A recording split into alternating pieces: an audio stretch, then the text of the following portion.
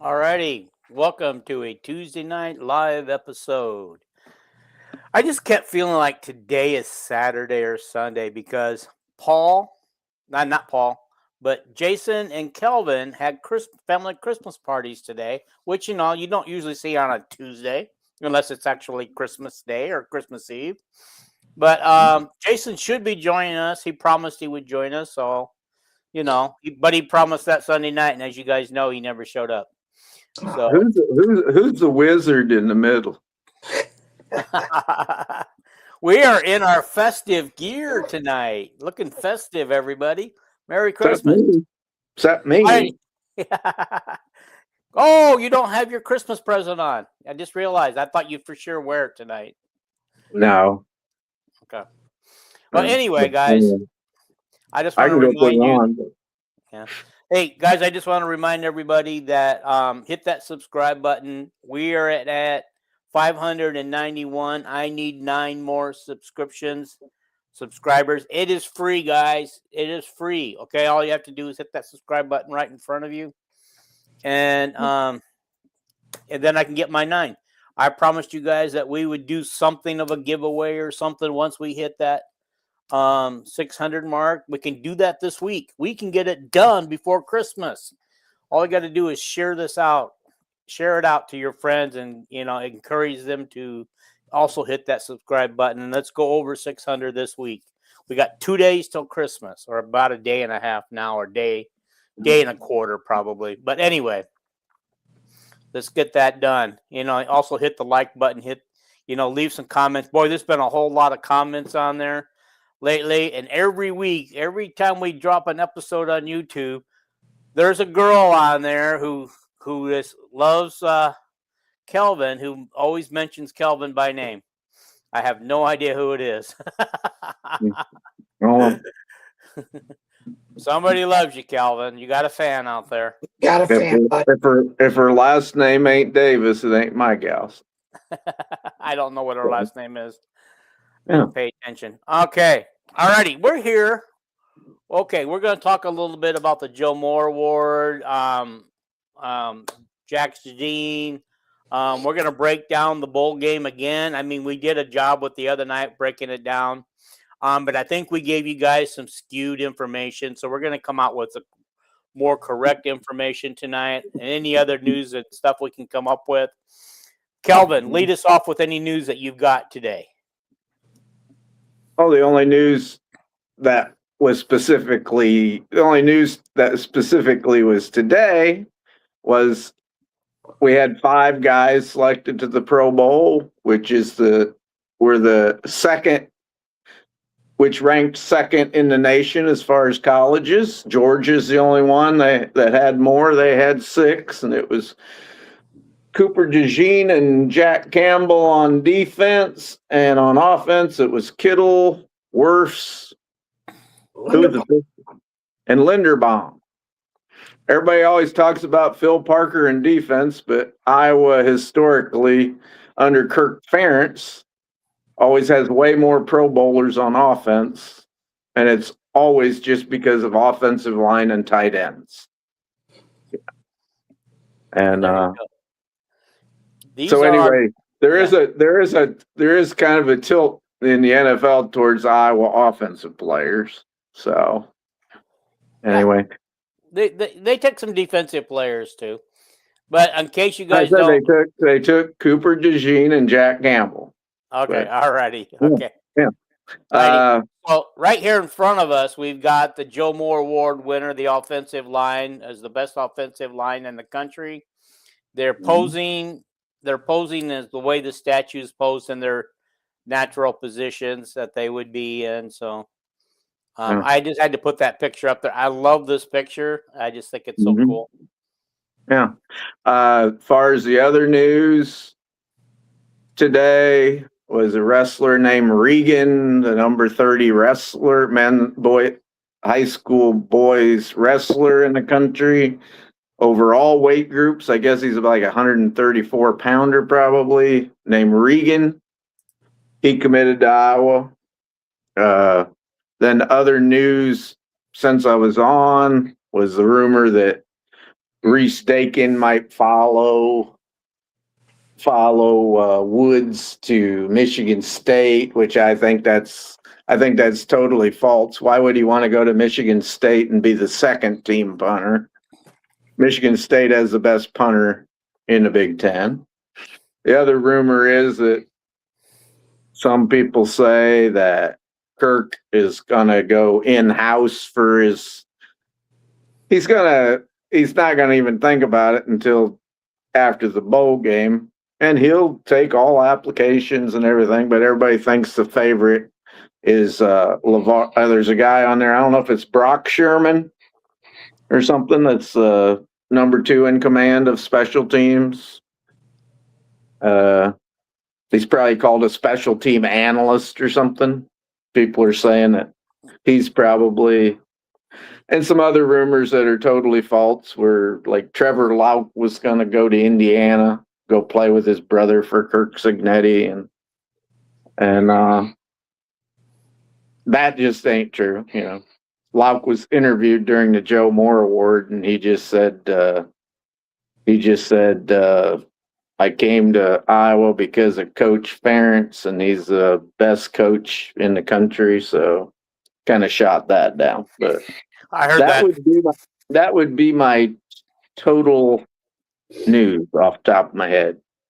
Okay. All right. Oh, the other news is Jason is late again. Breaking news. Jason's not What here is yet. that hat you got on? Paul? Christmas. It's a wizard hat, isn't it? It's a fedora. It's a fedora. With Christmas. Yeah, with Christmas lights on it. Okay. But it's kind of doesn't it give you like powers? Does it give you some special powers, Paul, like a bowl victory for Iowa? Or? It does, but I can't reveal what those powers are on air. Okay. Shh. Well, don't mention it then. No. Why did you bring it up? Got it. Alrighty. So, who's playing the football game right now, guys? The bowl game. It's that one that's finishing up. Western Kentucky and Southern Miss, is it?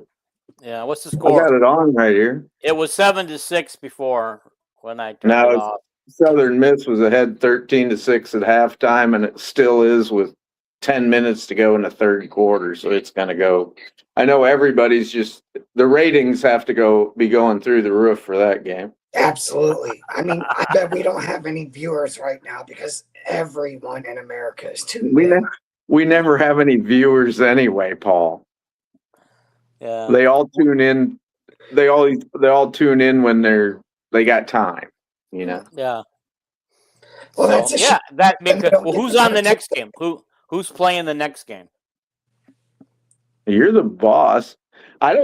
It's like I'm looking at the TV screen and I honestly do not know whether I picked the Hilltoppers or Southern Miss. I totally don't remember. I don't remember it all, you know? Do you really want to know? Well, you're the one that wants to know what the next game is. I looked at it, but I don't remember. Toledo played Louisville, and Louisville held on in that one. Yeah. Some people think the Louisville coach after the game tonight was going to go visit Michigan, but that's what I've heard. Prom to Michigan is a possibility. Yeah. I just can't stand to watch his defenses. It's like pretty innovative offense, but. By the way, I want you guys to know that all three of you picked Utah State, and I picked Washington State. I think that was a blowout in Washington State's favor. Yeah. We all took Louisville. Kelvin, you and I both took Southern Miss. The other two took Western Kentucky. The Hilltoppers, baby. Well, the Hilltoppers. It ain't like it's a real close game. So who the hell knows who's going to win? But the reason I picked Utah State because that Vandy guy, he said that Utah State had a great defense, so that's why I took Utah State. Well, is he wrong more than he's right? I know one thing: I don't believe a goddamn word he says. So, hey! You're gonna get us censored for that. Don't do that. Oh, too bad. I know he said Wetjen wasn't an All-American. He says a lot of things. Yeah. Can we just pronounce him Weejian? That's the way his name is pronounced, please. His uncle and his mother watch this. I think they would love to hear his name pronounced correctly. Well, they're going to hear a lot of people's names not pronounced correctly on this show. So I live in the South. We say everything wrong. Mm-hmm. My apologies to the Weechen family. I'm sure they forgive you for your trespasses, as we forgive them who trespass against us. That's right. Wow. So, are you a Catholic? I grew up in a Catholic family. I go to the church called the Golden Rulers. The Golden Rulers. Yeah. I just figure as long as you treat everybody nice and like you wanted to be treated, you're a good person. So, yeah. So. Alrighty. That said, Merry Christmas, everyone. Yeah. The ball game's tied now. Okay. Okay, guys. I wanted to get going. Let's reiterate some of the things that we talked about the bowl game. And hang on, I think we ought to go to the bowl games. Are you talking about bowl pick'ems or the Realiquest bowl? The Realiquest bowl. Do you want to talk about the bowl pick'ems? No, I think we should talk about other things until Jason's here. he'll want to dive in on the bowl on our, Vanderbilt Iowa bowl game. Just keep in mind, I do wake up at 4:30 in the morning Eastern, so I can't delay. Yeah, we're not going to wait forever for Jason. We're just going to. What was our other things on the agenda? You had them. Yeah. We can discuss them first. We did the Joe Moore, Jax DeJean, breaking down the Realiquest Bowl and other news and more. Good old Jax. Oh, let's talk about Jax DeJean and the Joe Moore Award. We already did that. We did them both. All you did was show a picture. We didn't discuss it. All righty. Well, here I'm going to bring it up again. Let's discuss the Joe Moore Award. That was televised live or streamed live yesterday. Yeah, the trophy weighed 900 pounds. Said it took 3 people to carry it. That means each one of those people took on 300 pounds.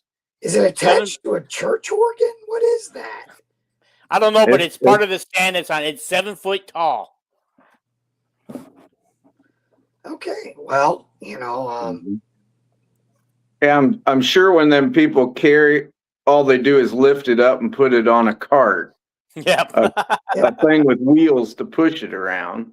So is that something that stays permanently in Iowa City, or does it travel? Yes.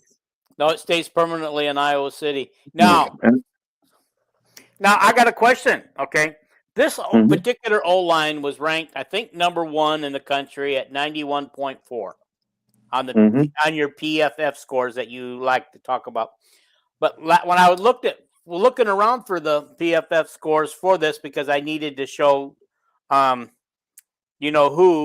that he was wrong, I ran across last year's PFF score of 97.1, which was an ungodly high number, and they were also ranked number 1 last year, but they didn't win the Joe Moore Award last year. Now, why is that, and who won it? I believe Notre Dame might have won it. The 2 years previous, it was Michigan won it back to back. I think Notre Dame won it, either that or Ohio State, but yeah, 97.1 would be an impossible score. I don't know where you found that, but it was on Google when I Googled this morning. Yeah, you want to, but anyway, the reason they didn't win it last year because they had nobody expected them to be that good last year in the offensive line, so they had to try catching up to everybody else in the judges' eyes during the season. Mm-hmm. You know, we went from a terrible offensive line to one of the best. We made the semifinals last year. But. You know who's never won the award? Caden Proctor. Just saying. Yeah. The team we're playing in the Realiquest Bowl has never won it. Yeah, they've never won it either. Yeah. They finished 130th this year in pass blocking score. That's like they're the Deacon Hill of pass blocking. and in run blocking they finished, I think it was 107th. You know, but they're a great offensive line. 284 voters, and most of them are ex-offensive line coaches and ex-great NFL offensive linemen did the voting, and they watched the tapes of every play of the finalists during the season, and Trevor Lauk was the highest rated left tackle in the whole nation. He's right. Cade Pieper was the highest rated right guard in the nation, and they're the two sophomores. That's how good. Dunker was the lowest rated one, and he was like way higher rated than anybody. The highest rated Vanderbilt offensive lineman was their center. He had a 73.4, and Dunker was at like 79.8. And Dunker will get drafted this year. Well, hell yeah. Mm-hmm. So this thing that Vandy sent me says that their center is 1, 2, 3, the 4th best center in the country, with an 89.9 score. Well, I sent you the PFF ratings on everybody on the Vanderbilt line. Mm-hmm. He was the highest at 73 or something like that. I sent it to you. If you didn't save it, I don't know. But anyway, and they had 2 guys that were under 50. Yeah. Our guy was number 5 at 89.3. But this is offensive line impact score. So I'm not sure what's different than the PFF score, which is why I was trying to figure out what the difference was between the PFF score. Yeah, the offensive line impact score is probably a made up thing, which is what they do on that other podcast. So okay, so if you make up things, you can say anything. Yeah. Well, okay. So what Vandy sent me was a PFSN college score. Yeah. So I'm not sure what that is. Whatever. I don't know. But this was his. He sent this thing out, and he said, and they didn't win the Joe Moore Award. Iowa did, and then he showed how much better these people were supposedly than Iowa's offensive line. So whatever. We don't really care at this point. We care, but as otherwise. Yeah. We care. That's why I put my title tonight as wall cleaner. They can throw shit on the wall, they can throw spitballs on the wall. My job is to fact check, scrape the damn shit off. There you go. That was so much bullshit. It was like Yeah. Anyway, but I want to get to the good stuff. I want to get to the bowl game. When we got to mention Jax DeJean, right? All right, we'll mention him. Go ahead. I'm going to let you do it because I already did it once. You did? Yes. You said he was on the only mention I seen of him. You said he was on the agenda. Yeah. But Jax DeJean, he committed. If I could use my phone while we were on last time, when we were on that other podcast, he committed while we were on the air. Well, I got my lawyer texted me maybe 30 minutes before we got off that Jax DeJean just committed like that. And if I could use my phone while I'm on here, which I can't, I could have broke it on live. But anyway, but he's 6'5", 215 pounds. He's definitely not a wide receiver, not fast enough. He's a tight end. He'll either be a tight end or play over on in line someplace like defensive end or something. And he's a good athlete. He just can't run as fast, can't jump as high. He's a bigger guy than Cooper DeJean. You wouldn't expect a guy that big to be able to have a 40-inch vertical leap and be able to run a 4.5 40. You know, did you happen to mention he's coming in as a tight end? Yeah, I just said that. Yeah. Okay. All righty. And let's see. No surprise, they committed. So that's 3 commits we have in the 2027 class, and we only have 10 seniors next year. So we might have 30% of our recruiting class already. Anyway. Yeah. So yeah, I think most people are surprised that he hadn't actually had committed before because, you know, it's just like everybody assumed he was going to Iowa. You know, wait till he gets to Iowa. You know, he's going to be better than his brother. You know, and I kept telling people he hasn't officially committed. You know, yes, I understand people are assuming that he's coming to Iowa, but he isn't officially until he makes it official. Well, it was a foregone conclusion that he was coming to Iowa, but he didn't publicly commit, and he's sure committing early enough. Yeah, no, we got 2 people. We got 2 people already committed for the 2027 class. 3. Oh, we got a 3rd one. Okay, That's somebody. What I just said. I just said, Dean, we have 3 commits: the 2 linebackers, Bingham, and then the kid. What's his name here? Stecker here at Bettendorf. And we only have 10 seniors next year. So I just got done saying we might have 30% of our recruiting class filled already. Okay. We got to be pretty picky. From now. Okay. So I would love to get into Vanderbilt. I don't care if Jason's late or not. He's going to miss out. Mm-hmm. You know. All righty. Mm-hmm. I want to do some comparison. I think you sent me this, Calvin, while you were at your Christmas party. I wasn't expecting you to send me anything, but I just want to compare the stats between Iowa and Vandy because I want to be able to see them side by side, and you did that today. Iowa points per game are 28.9. Vandy's is 39.4. We're giving up 14.7 points a game. They're giving up 21.9. First downs a game, we get 17. They get 24. First downs allowed a game, we give up 15. They give up 20. Rushes per game, rushing yards, we do 177. They do 185, so they got about 8 yards more than we do. Rushing yards allowed, we give up 112. They give up 103. Passing yards, we do 137, which, is kind of low. But they get 282, which I think is about average for having Pavia on your team.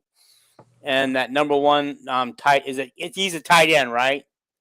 The one that opted out of the bowl game. Yeah. Yeah.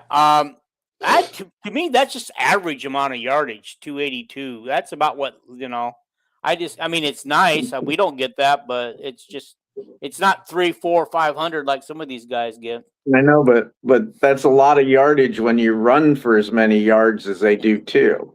Yeah, that's true. Yeah. Alrighty. We allow 158 passing yards per game, which is pretty low. They give up 252 yards passing. Does that mean that we're going to see a banner day out of Gronowski? No. Go ahead, Paul. I was just, I don't think we're going to see a banner day out of Gronowski. Just, no offense. I mean, I know we might have player families. We don't have the same caliber of athlete at the wide receiver position that they've gone against in the SEC. We just don't. Okay. And my comment would be that I quote the Vanderbilt coach, Mr. Lee. He said the matchup of the game is Iowa kind of has a middling offense. They're rated in the 50s in scoring offense. He said our defense is mediocre. We rank in the 50s as far as scoring defense. He said that's the matchup. Two kind of mediocre, medium type teams. He said Iowa's defense is number 1 or 2 in the nation. He said our offense is number 1, 2, 3, 4 in the nation. So they may kind of cancel each other out. It's pretty much the game might be Iowa's offense against their defense, and they give up a lot of passing yards, but so let's find out. Yeah. So we're gonna find out come a week from Friday. Mm-hmm. Okay. Let's see. I'd like to point out that they may give up a lot of passing yards, but they're not giving up a ton of points. I mean, in this era of football, I think you said they give up around 21 points a game. Yeah. But Phil Parker'd hang himself if we gave up 21 points a game. But and right, Paul, they're winning. They might be when they get ahead of a team 28-5. Right. The other team's going to throw the ball a lot, right? Correct. Try to get back in it. So yeah, okay. I never thought of that. Alrighty. I guess what I was thinking too is, there's that bend but don't break aspect, right? Where maybe they're giving up a lot of yards, but they're not giving up a ton of points. Yeah. Okay. Alrighty. So moving on. Our total offense is 315 yards. Theirs is 468. No surprise there. Total defense, we're holding opponents to 270 yards of offense, and they're holding opponents to 356 yards of offense. Interceptions interceptions made. Okay, so we've thrown 7, we've made 11, they've thrown 8 and made 7. Turnover margins +2 for both. We're averaging. There's something else worth pointing out with all of that, Dean. Yeah. And that is the lost possessions for our offense. You just mentioned we had 7 interceptions. We had 6 kick returns for scores. And then if you look at our pace of play, and how we do things, I'm not saying that we would have another 150 yards of offense a game like they do, but we're missing a lot of offense when, we already shortened the game. And, with Wheatgen's 6 kick returns, those are 6 possessions in 12 games. That's, And Wetchen averages over 28 yards a punt return. True. Well, it's 28 point 29.2. Oh, okay. And his Anyway, his kickoff average is 25.5. He grew 6 inches during bull prep. Okay. Kelvin. Okay. Alrighty. Anyway, what you got to understand is the ones that he don't return for a touchdown cuts down how many yards we gain, passing and running.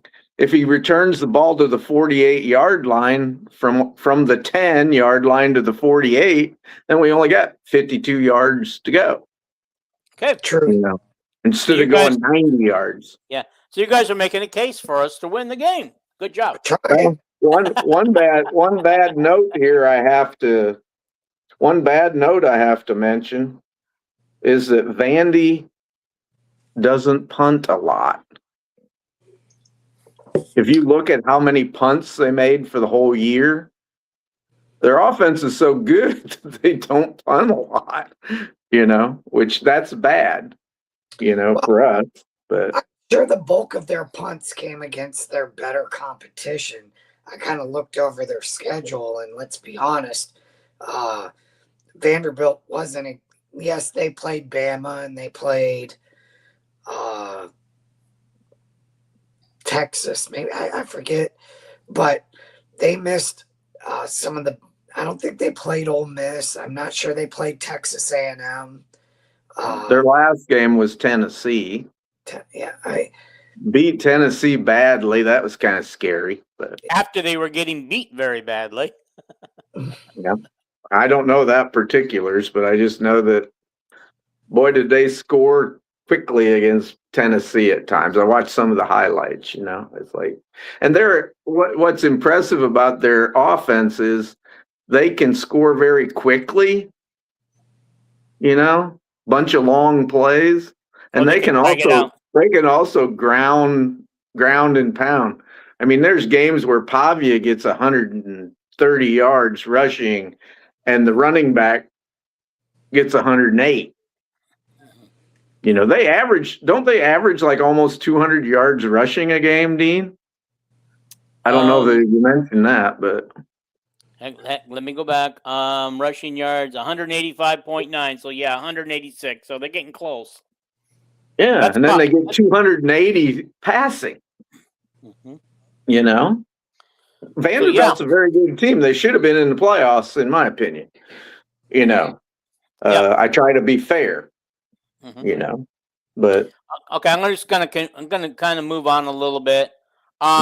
We create 1.8 sacks per game. They have 2.4 sacks per game. We give up 1.3. They give up 1.6. I'm just going to skip over the third down and red zone offense efficiency. Well, that's where Iowa outperforms almost every team in the country. The red zone offense and defense efficiency, we outdo Vanderbilt 93% to their 87% when we score. We stop people 84% of the time, it looks like, and they do 82%, if I'm getting that right here. Right? Is that what you're looking for? But what Iowa does great on offense is their red zone scoring percentage and their red zone touchdown percentage. And a lot of it's got to do with Gronk. Yes. And then the other thing we're great at is third and fourth down conversion percentage. We are in the top fourth down conversion percentage. I think we're in the top 8. And then on defense, we're either number 1 or 2 in stopping fourth downs. How many times this year did teams go 4th and 1 against us, like Indiana, Oregon? Yeah, and I believe. And what we do, we got them for like a yard loss. Yeah, I think I think our percentage on that was 100% on the fourth down stops. Well, it wasn't 100, but we were probably 80 something or 90 or something. And then we're great. We're like the number 1 or 2 team in the least penalties. Yes. 2.8 penalties a game for 28 yards. It's like if you just looked at yards on offense, total yards on offense, what are we, 108th or something in the country? But if you look at scoring offense, we're like 54th, something like that. And then they got a rating in there called their total offensive. We're 16th in scoring margin. That surprises people. But in total offensive efficiency, we're the 18th team in the country. Okay. I was just going to go into all that. Oh, shit. Anyway. Yeah. Well, okay. We rank in point wise, we're 59th in the country. Vandy's number 8. Points allowed, we're number 8 in the country. They're number 41. First downs a game, we're 116th, and they're 16. So I guess I'm not sure what they're trying to say. But again, punt return yards. That's a big one. Yeah, you can't get 8 first downs on a drive if you just scored on a punt return, or he returned to punt 40 yards. Okay. You got shorter field. Okay, so we're 45th in rush yards. They're 37th. Rush yards allowed, we're 24th. They're 15th. Pass yards, we're 129th, which is really killing us there. And they're 100. They're number 12 in pass yards a game. Pass yards allowed, we're number 7.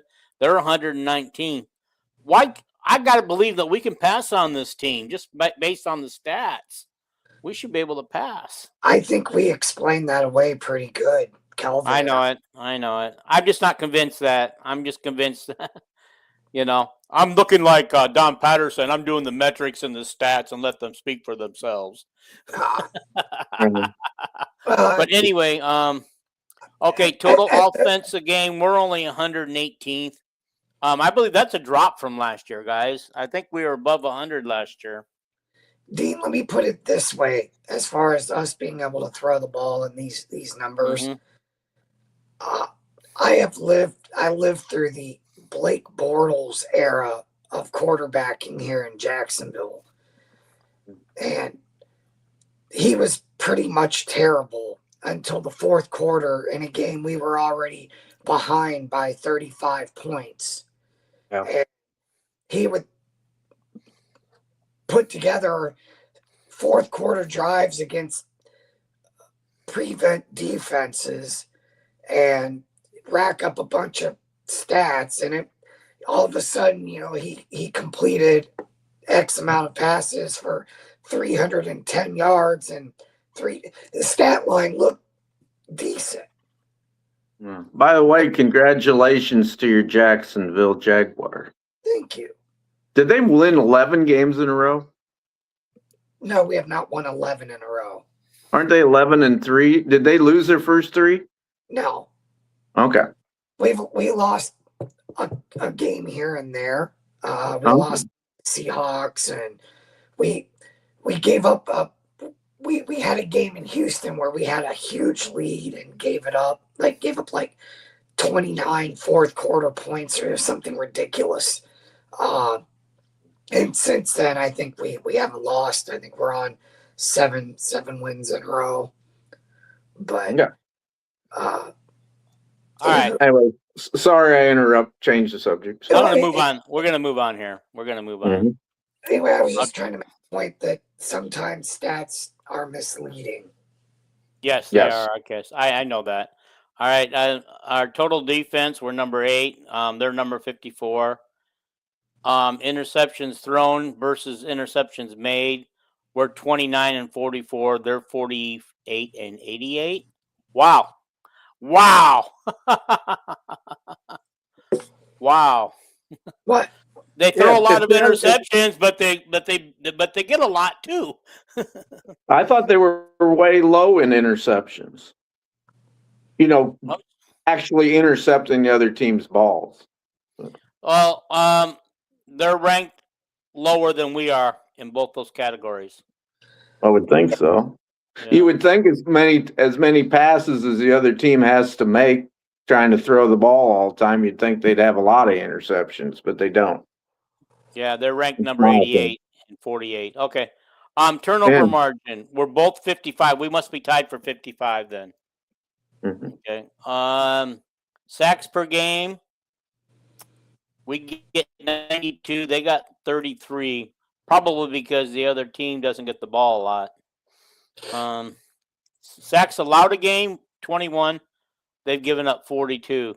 Well, if you just look at these stats on paper, Iowa should win this game, but this is crazy. Third down offense. We rank 40th, they rank third.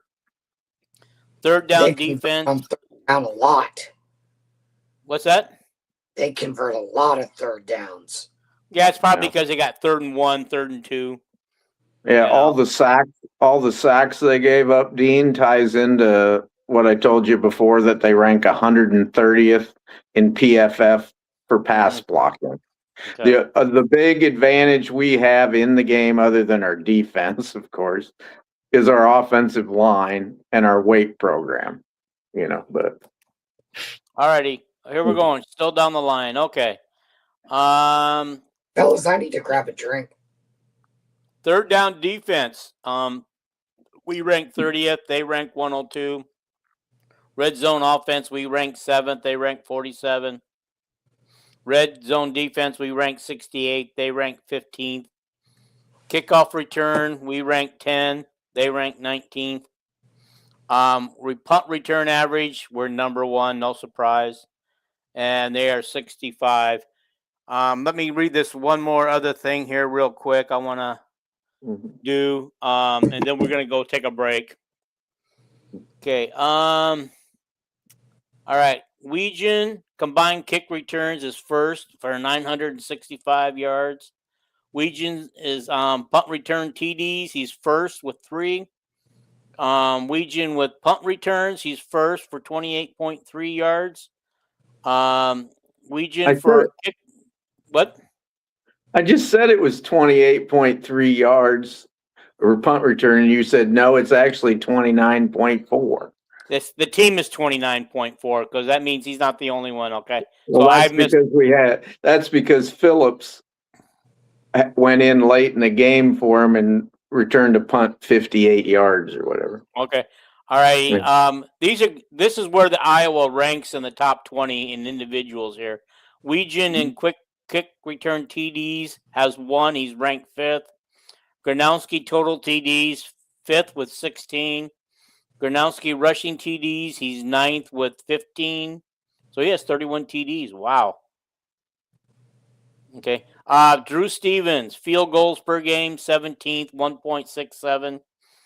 Oh, and I missed that earlier. I forgot to do that. We were 20 for 26 on field goals this year, which all of them I'm pretty sure is Stevens. They only kicked 12 field goals, but they made 11 of them. So they're scoring a lot of touchdowns. Yeah. So, golly, guys. I know that I feel like we should win this game, but I know we won't. But let me get to...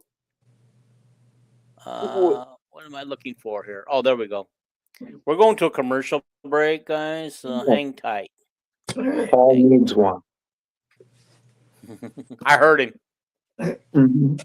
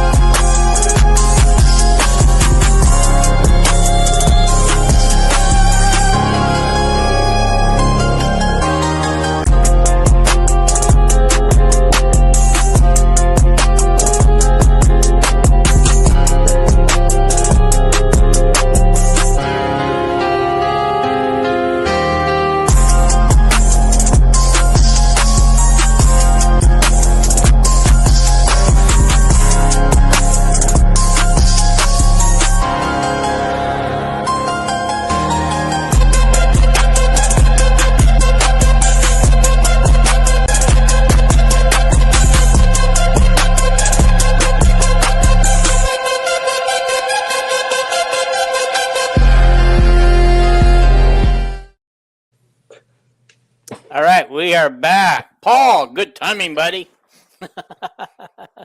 Alrighty. So, first of all, guys, feel free to comment or ask a question.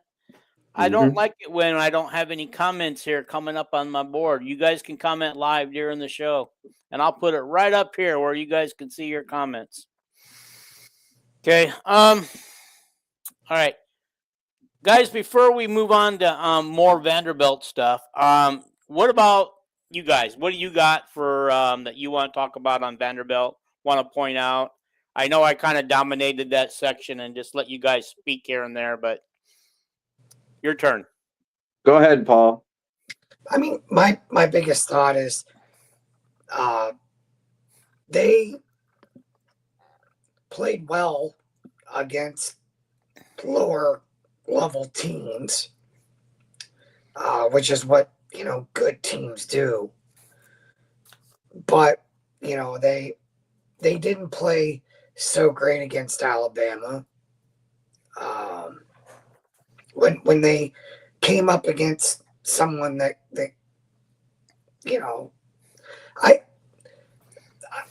I believe, even though the records aren't the same, Iowa played better against their best competition than Vanderbilt did against their best competition. Okay. So there's that. All righty. What about you there, Kelvin? What do you got? You want to add? I want to add that, I guess I said it on the podcast the other night, Vanderbilt's a really, really good team that I think should have been in the playoffs. I know that they lose to Texas and Vanderbilt. I mean, in Alabama, is that who they lost to? Yeah, I believe so. Yeah, and the Texas game wasn't near as close as it appeared. But everybody, those are good teams. Those are SEC teams. I don't care if you play Florida. You're going up against some real athletes, So, and Pavia is a great player. Yes. Anybody that tells you what a key to the game isn't controlling Pavia is like smoking something. Because the guy is he's a human joystick running the ball. He's the most tenacious competitor. He's like having Tim Dwight at quarterback. He's not as fast as Timmy, but who the hell is? Tough competitor. He throws the ball. He improved his passing so much from 50-some% last year, which is very below average. I mean, that was like 10% less than Gronowski. Which is why they were 71 last year. Yeah. This year he's got up to 71 or something like that. I can't remember all these numbers. But it's just Iowa has to contain him. He's a great player. And I cannot imagine anybody that's not fair not saying, well, Vandy ought to be favored in the game. To be fair. They are favored. I know they are. I'm just trying to be fair. I'm not going to pick them in the game because I'm a Hawkeye fan, and I think Iowa can beat them. But we got to do all those things, not turn the ball over, don't commit penalties, and try to contain Pavia. Don't let him out of the pocket. Don't let him escape. If we can cut down on his rushing yards a lot to 30 yards in the game instead of 60, 80, 100, that's a big part of the game. Two players that I've picked out that we did not mention the other night because I didn't get to go through my whole thing the other night was they have a wide receiver named Trey Richardson or Tree Richardson. I don't know how you pronounce it. And he's a kick returner. He returns kicks. And I think he averaged 26, something like that. Don't quote me. Kick returns. I think he was up for the Jet Award maybe last year. And then he's their top. I think he's their top receiver. Maybe they spread out their receiver numbers over a lot of people, but he had think when I watched the Tennessee game, it was, Chris Vandy would know, but I think he had a big game. Okay. He's really dangerous. Yeah. Let me. I'm going to catch you up on Trey Richardson. Okay. Mm-hmm. Okay. He averaged 26.5 on kick returns. There you go. He did not do punt returns. He's listed as their third best receiver, but he's actually, when you think about it, even with Eli Stowers out of the game, he's probably a better one receiver. He had 679 yards for a 17 average in the game, where Stowers had 769, which is only 90 more for a 12.4 average. 4 TDs for Stower. Richardson had 6 TDs. And his longest catch was 71 yards. And so Junior Sorrell will also be a dangerous weapon with 661 yards, 14.4, and 7 TDs himself. So one of their top receivers. Those two receivers are going to be dangerous. One of their top receivers there is actually a running back. And as Vandy pointed out, I don't know if it tells you what position guys play when you're listing these receivers. He averages 10 yards of 10 yards after catch. So he might be that guy that averages 14 yards a reception because he gets 10 yards after he catches it, but I'm not sure. And then the other, are you going to continue with that, or are you done with your receiving numbers? I'm done with the receiving numbers because I think those top 3 are the people we need to watch. Do you have anybody else you want to talk about? The other guy I picked out, and I am no expert on Vandy, but when I do one of these things for a podcast, I watch a lot of highlights. And I try to pick out guys that just jump out at me. They have a linebacker named Longwell. I don't know what his stats is, but he is a good freaking football player. Oh, guess what? I don't want have him any individual stats on defense. Yeah. Yeah. But, he's the type of guy that, you guys remember that walk-on linebacker for UCLA last year that picked us off twice at UCLA? Yes. And he ended up being there. It's painful memories for me. They kept saying he's a walk-on and everything, and I thought, my God, he's a great player. And then he ended up being a first or second round draft pick, and he's starting every game in the NFL as a rookie. This Longwell guy kind of reminds me of that type of guy that's just a gamer, and I think he's an underclassman maybe. But those are 2 guys I kind of picked out to I hope I hex them and they have an awful game, but I doubt it. I just want the Hawkeyes to come into this game ready to go, because it seems like every bowl game we're not ready. It seems like we're flat, we're not prepared, and we're caught off guard. And by the time we wake up, it's too late. The other team has boat raced us already. And it seems like, except for the one bowl that we've won in the last few years, in the last 5 years, it seems to me that we've been blown out in more games than not. We have been when we played Tennessee, but we only played them once in 5 years. It's like last year we boat raced Missouri to start the game, and then they owned the second half. And then the year we lost to Kentucky, we were ahead the whole damn game, and then at the end they made a 4th down and they scored to beat us. When we played Kentucky, that the time we lost. This has gotten to be a theme with Iowa, holding the lead into the 4th quarter that we can't hold and lose the game. That was several games this year. That was 4 games this year. We had some bowl games that happened.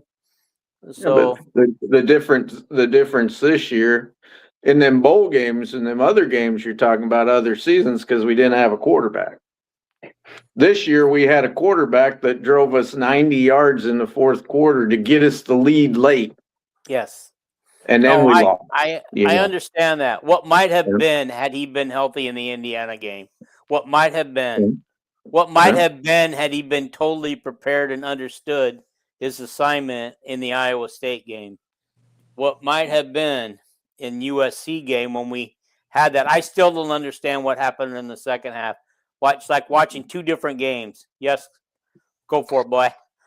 Just since you brought up USC, I'm just looking at this story just came across my phone. They have 15 guys in the portal. USC right now? Yeah, 15. Mm. And they're going into a bowl game like that? Without those, are those guys going to play though before they go in the portal? I don't know, but I doubt it. Yeah. I mean, they can. I mean, they're allowed to do so if the coach says okay. One thing about USC is those might be 15 guys that the coach said, "Hey, we're going to go sign transfers to take your place. We don't really want you to come back, too." Well, yeah, but see, no coach would say that before his bowl game, would he? I mean, because you risk losing. Depends on how honest you are. Who does USC play? I forget. They play a good team. I remember that, but I don't remember who. I don't know. It says, and this is from Sports Illustrated, so I just want to give credit where it's due. They play TCU. TCU's going to beat them. Now I wish I'd have picked them. According to this article from Sports Illustrated, among the 15 players, it hit starters across the trenches, secondary, and skill positions. Wow, that's 15 starters. No, it didn't. Well, you didn't say that. Oh, okay. So that's amazing. How does it read? How does it read exactly again, Paul? 15 guys across what? Let's see here. Okay. It says the 15 players. Let's see.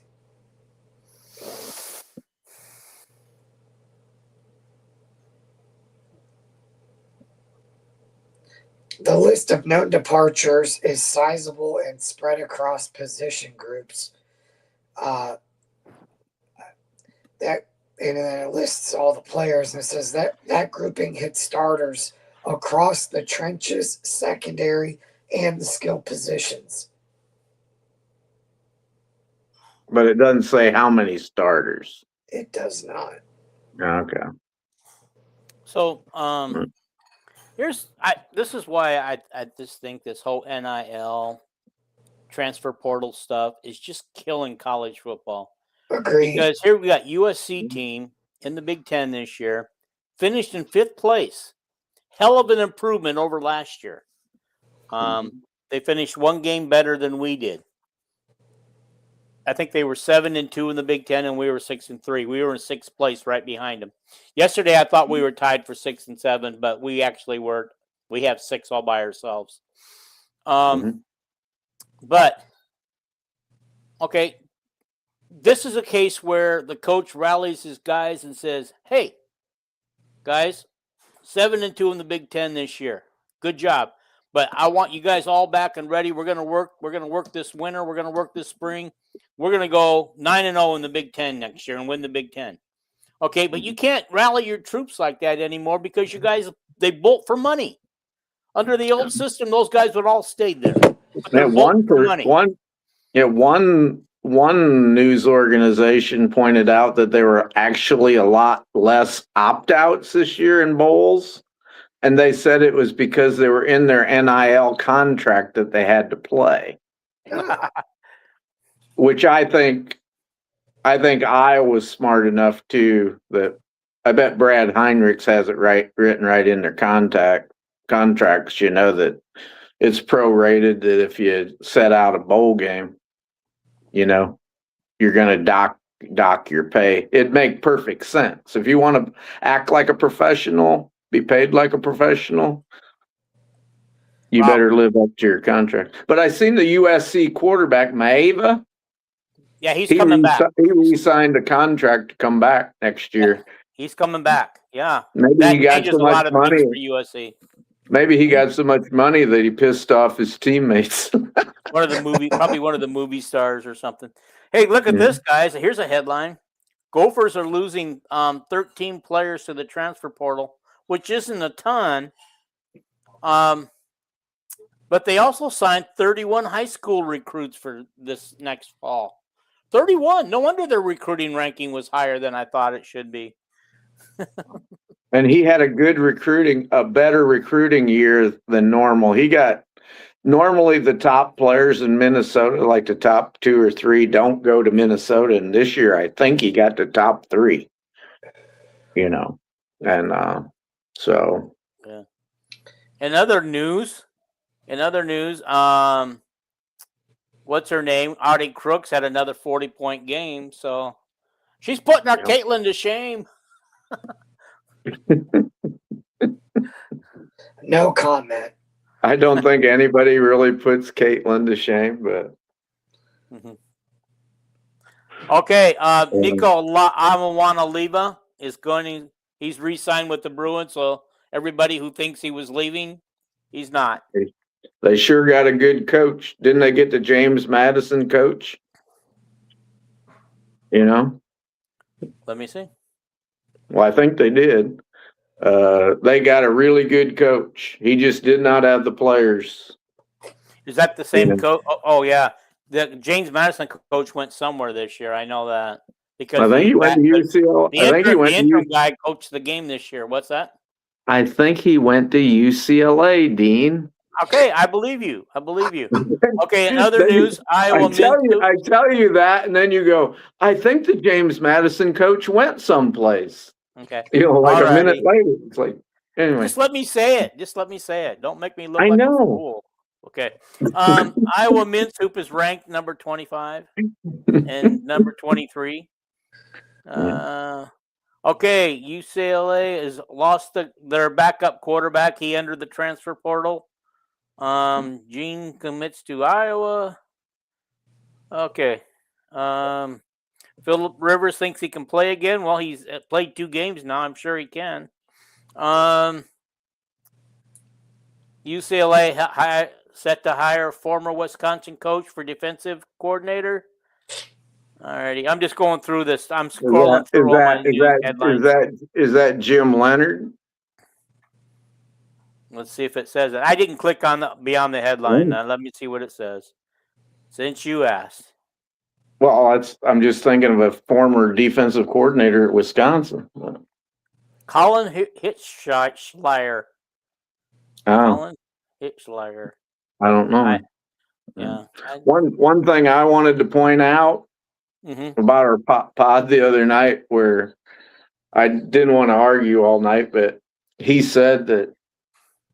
said that James Madison's performance against Oregon in the playoff was way more impressive than what Iowa did against Oregon in the regular season. And I go, are you like crazy? We had Oregon beat, and he says, well, James Madison ran up 509 yards against them, and you guys only had, I don't know how many yards. Who cares how many yards Iowa had in the Oregon game? We just barely got beat. I want to point out a little detail for you guys that argued with me. Oregon got up 48-13, and then they took the foot off the gas. 48-13. Okay. Now, and then let me finish. Okay. And then, if you look at the stats, sometimes if you didn't watch the whole game, you go, oh gosh, James Madison really ran up and down the field after that, in the late third quarter and in the fourth quarter. Well, why don't you go look? Oregon played 30 different players on defense.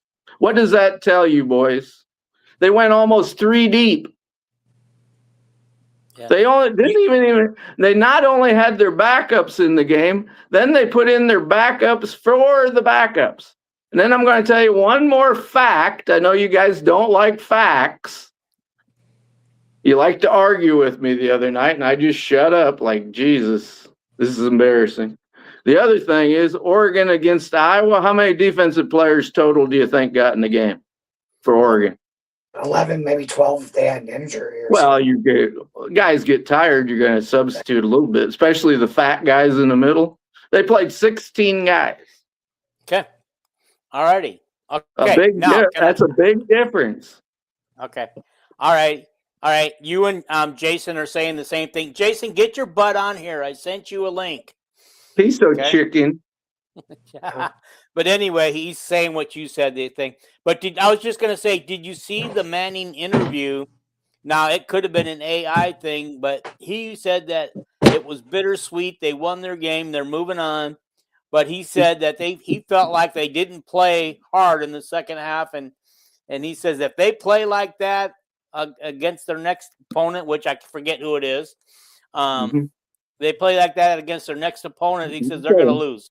He said the second half, he goes, the first half was fine. The second half, he says they didn't play. You know what? I don't think that's AI. I think he probably did say that. And I think he set his team up on purpose, putting in third teamers to spur them on for the next game, saying, you guys played like crap. That was terrible. And his name's Lanning, not Manning. But Dan Lanning. Yeah, I'm sorry. I get like that once in a while. You know, my mind is old and feeble now. Yeah. Okay. Jason says true freshman gave up 20-point lead. Is number 23 a true freshman? Yeah. The Weechins care that we get Lanning's name right. So of course. We don't want to.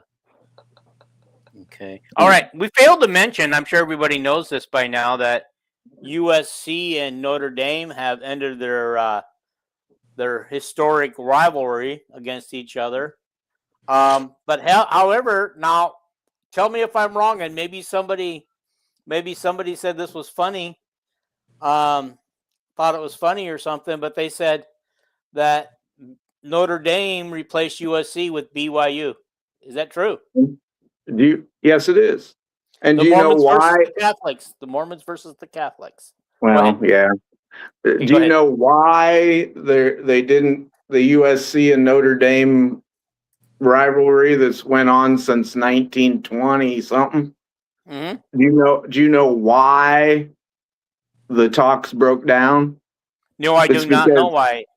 USC's in this new Big Ten now, and they wanted to make sure that their game with USC, with the Notre Dame, was pre-conference. They didn't like playing this tough Big Ten schedule and sticking another tough game in the middle of it, which makes perfect sense. And of course, Notre Dame, they wouldn't agree to that. You know, Notre Dame, they wanted that tough. They wanted to be hard on USC, right? Mm-hmm. You know, and they would not do that. That's the only reason That's the only reason USC told him to go jump in the lake. You know, more people ought to tell Notre Dame to go jump in the lake. Agree. I agree. They got in their way long enough. You guys hear something about the Ohio State women's coach getting charged with drunk driving? Well, that was back in March. May. That's I talked about it on the podcast here. I said Wilitzko's family will never let her. Ohio State was supposed to be the leader at that point, supposedly. And they showed the film of him doing his sobriety test, and he couldn't even talk or nothing. I mean, he just was like out. And I said, there's no way that very protective family is going to send their girl out to play with him. And that's when Ohio State pretty much, they were in the Final Four, but it was pretty much she ain't going there. Yeah. Okay. Do we know who Michigan football is hiring as their head coach yet? We don't know. Oh, speculation. It could be Jeff Brom. Yeah. That's who the rumors are here. Okay. I've gone through enough headlines for tonight. I was just trying to. I think if DeBoer would have lost the other night, boy, that was a crappy game. You talk about two teams that played crappy. Alabama. They played defense and missed field goals.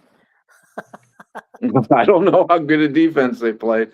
Oklahoma 17-0, and I still think some Oklahoma players might have threw that game. But if DeBoer would have lost that game, I'll bet you he'd have been named the Michigan coach in a week or so afterwards. But that game wasn't as crappy as Texas A&M and Miami. Oh, God, both of them. That was the defensive battle, yeah. In the missed field goal. I watched them 2 games, and I just thought, God, I wish Iowa was playing them guys. Go ahead, Paul.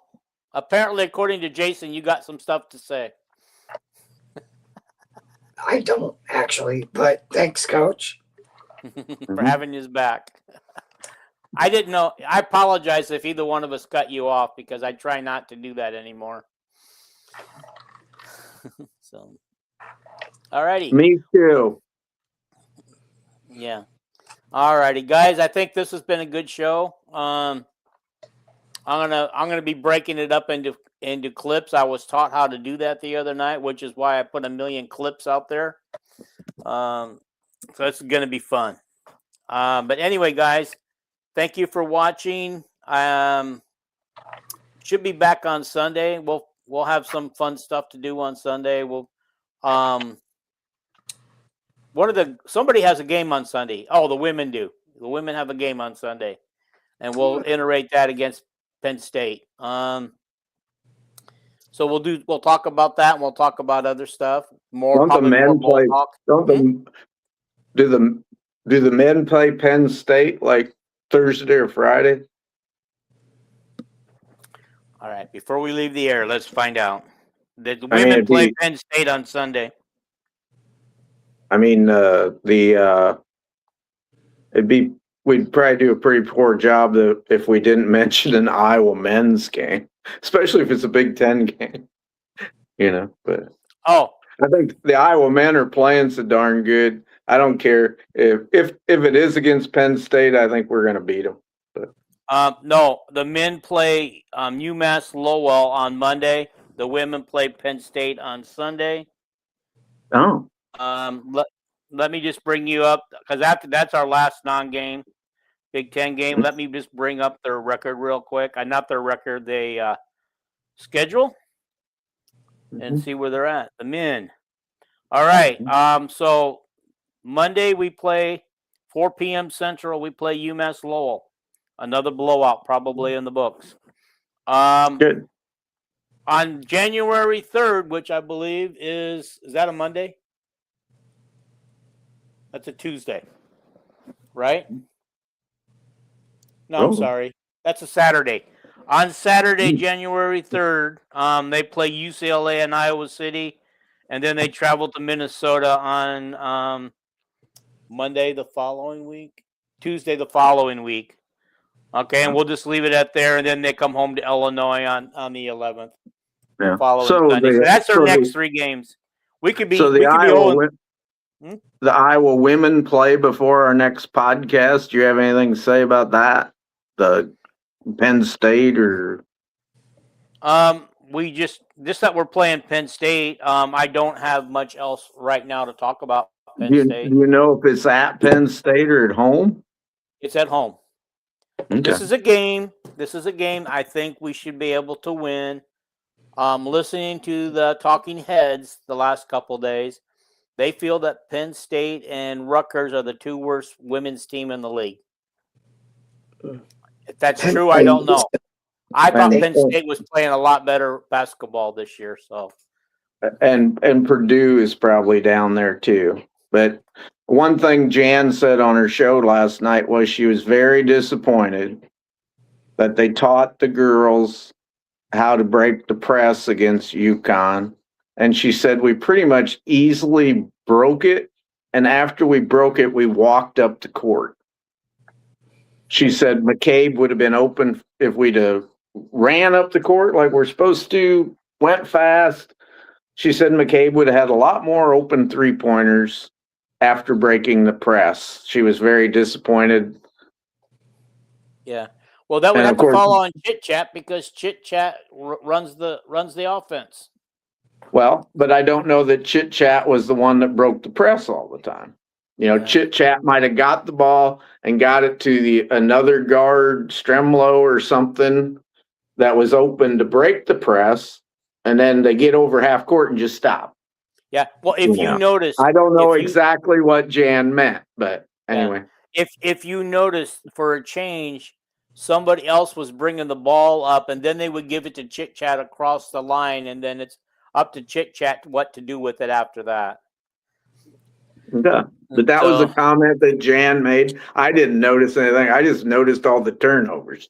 You know, it was just like she went through the stats and she goes, "But we got good stats and everything in the game except turnovers." You know, and she said, "I thought our pace of play was not as fast as it should have been." You know, but okay, give me just a second. We're gonna bring up the women's basketball for the. I know Penn State has a great big girl. Is her name Merkel or something? Jan was talking about her too. Shoot. Here we go.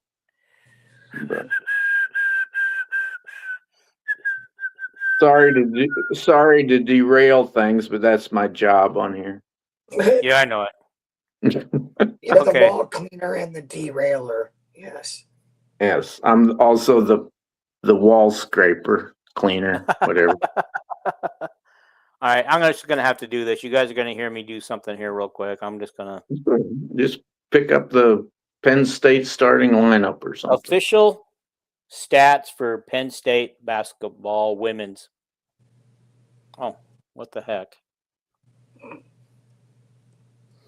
Oh, man.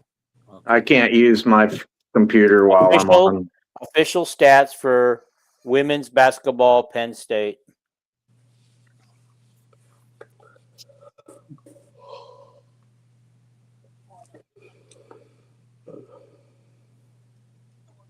Hey, Paul, what kind of record do you think Iowa women will have in the Big Ten this year? Just guessing. Good question. I thought it was a good question. Well, I do think they're going to be successful. I could see them losing maybe four conference games. Cool. And that, if they only lose 4, they ought to finish like 3rd or 4th. Right? That's about where I see them. They're a young team, and I think they're going to continue to actually get better as the season goes along. You know, I think you're going to see real growth out of like Addie Deal, and I think we're already really seeing the growth out of the center, Ava Hayden. She's just getting better all the time. So I didn't think Layla played bad against UConn. No, Layla played really well, actually. You probably didn't watch a pod that we did where I gave my placings through all 18 women's teams and all 18 men's team, and I had Iowa finish in 4th in the Big Ten. I think that's all right. I'm going to bring you up to date on the women. As Mark, I could tell. Yes, center Gracie Merkel plays for Penn State. They are 7-5. I think Merkel didn't she transfer from another Big Ten school? I don't know. She's like 6'5" or 6 or something. So I was kind of thinking that she went into transfer portal to leave Penn State, and then she decided to go back. But don't quote me on that. You know.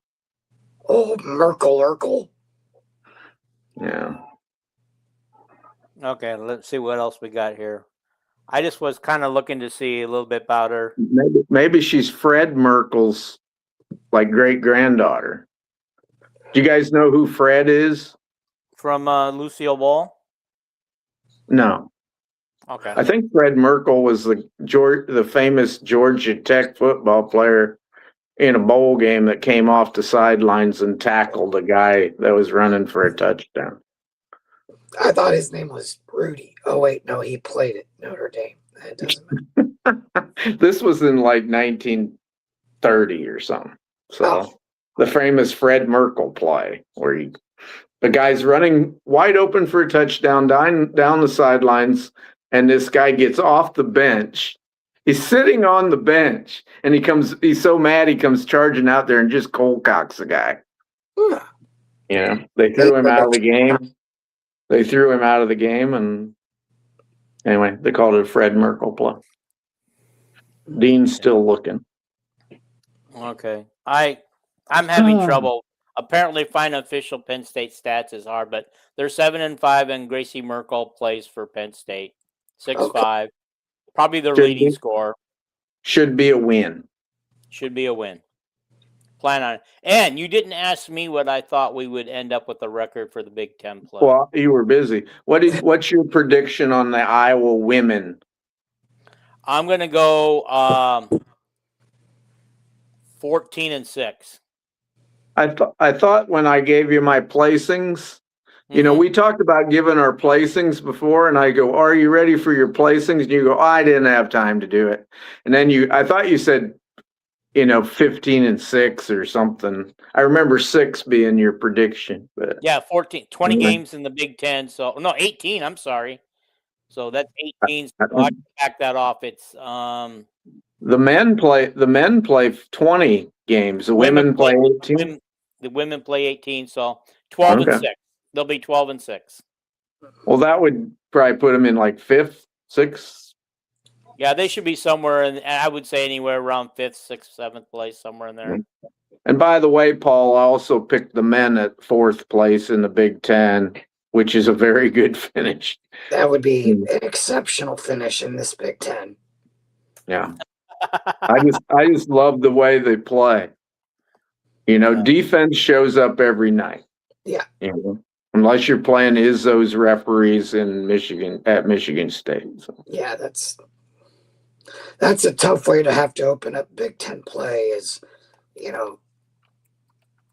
Well, I want to, guys, I kind of want to do, now that both schools are going to be getting into Big Ten play, I kind of want to do, like on one of the shows, a Big Ten thingy. We got a bunch of subjects to hit in the future. Yes, we do. We're gonna have an Iowa football roster show where Paul does his deep dive into each position group, what we lost in the portal, what we need, and any young players. One thing I wanted to talk about tonight was if we heard anything about young players in practice, but anyway, I haven't heard anything. If Jason's still listening, maybe he's heard some things. I guess he just didn't show up. He went AWOL on me. I don't know. He wrote on here. You can't read it, but he wrote on here. When I told him to get on, he said he can't, and he didn't go into detail. So maybe he's not at home. Maybe they're still at their Christmas party. Maybe he doesn't have a shirt on or something. The thing I heard about young players was in the secondary, and it was from player and coaches interviews, was that and it wasn't anything groundbreaking. It was just that, the guys that ain't starters, Watson, Wallace, and Godfrey are looking really good. And cornerback. And Buffington. Well, he's a linebacker. Okay. But when they asked Kirk about Buffington, the guys that talked about Buffington were players. Kirk, he just said, "Oh, we got a lot of young players that are looking good." I wanted to know about the defensive linemen and the offensive linemen, but never got any of that out of them. But and then the safeties, which some of you guys wouldn't be too elated about it because it's 2 walk-ons, but Cole Kolarek and Kyle Girardi the walk-on safety. He's the guy that was back when we were down to one quarterback. Stratton, he was the defensive player that they put over as a backup quarterback, if you remember. Kyler Girardi. Yeah, but I know. Kirk says, so you guys saw who was warming up as our backup quarterback. He says, I'm glad you didn't have to actually see him. The two backups that game were Girardi and then that Max White. Yeah, Max White.